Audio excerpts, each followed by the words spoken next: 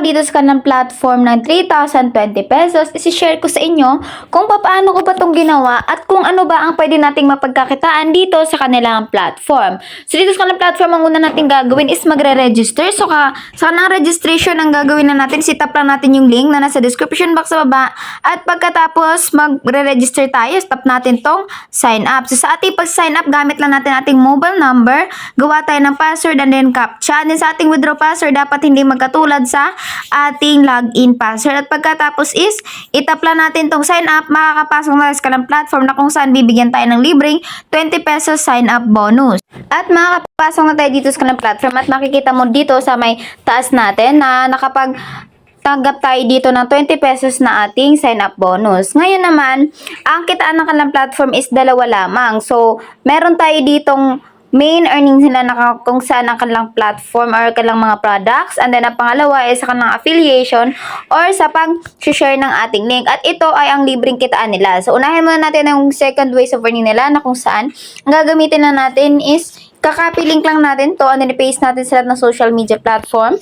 Anong kikita na tayo dito ng 25%, 1%, 1%, 25% sa level 1, 1% sa level 2, and 1% sa level 3. And by that way, kikita ka na dito sa kanang platform ng earning. So, kapag na-share mo na ang iyong link sa kanila, kapag bumili sila ng produkto, yung total amount na binili nila, 25% nun or 1% nun ay magiging sa iyo at kikita ka na dito sa kanang platform. So, dito sa ways na to, unlimited to. So, walang limit yung pagre-refer natin dito. Basta mag-refer lang tayo na mag-refer at kikita na tayo dito sa kanang platform. So, mas may recommend ko na dito kayo magmalakasan sa kanang affiliation para kumita kayo ng unlimited earnings nang wala kayong nilalabas na puhunan. At kung hindi naman kayo ganun kagaling mag-refer, pwede rin kayo sa kanilang mga produkto na kung saan ang kailangan mo lang gawin is maglabas ng pera at hintayin itong kumita. Sa pinakamura nila is 200, ang pinakamahal naman nila is 30,000.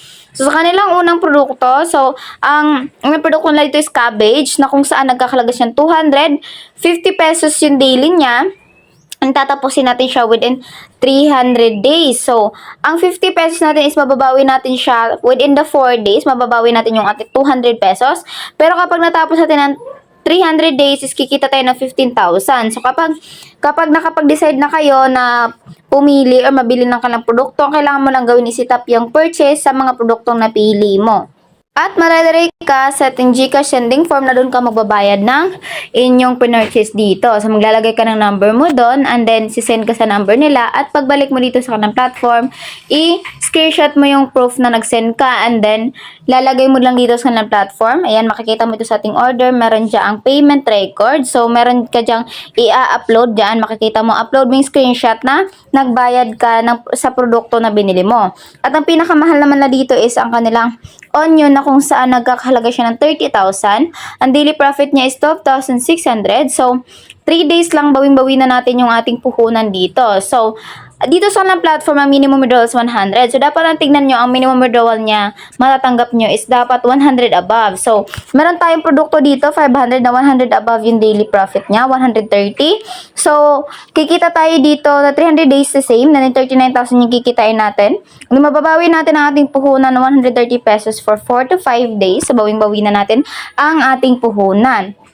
And then, kapag kumikita ka na dito sa kanilang platform, pwede ka na rin mag-withdraw. Tap mo lang to ditong me.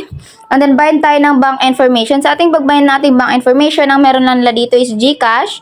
Ayan. I-select lang natin yung GCash. And then, GCash name, GCash number, submit lang natin. At pwede na tayo mag-withdraw sa kanilang platform. Ayan, so dahil meron akong laman dito, i-withdraw ko yung aking balance dito na 3,020.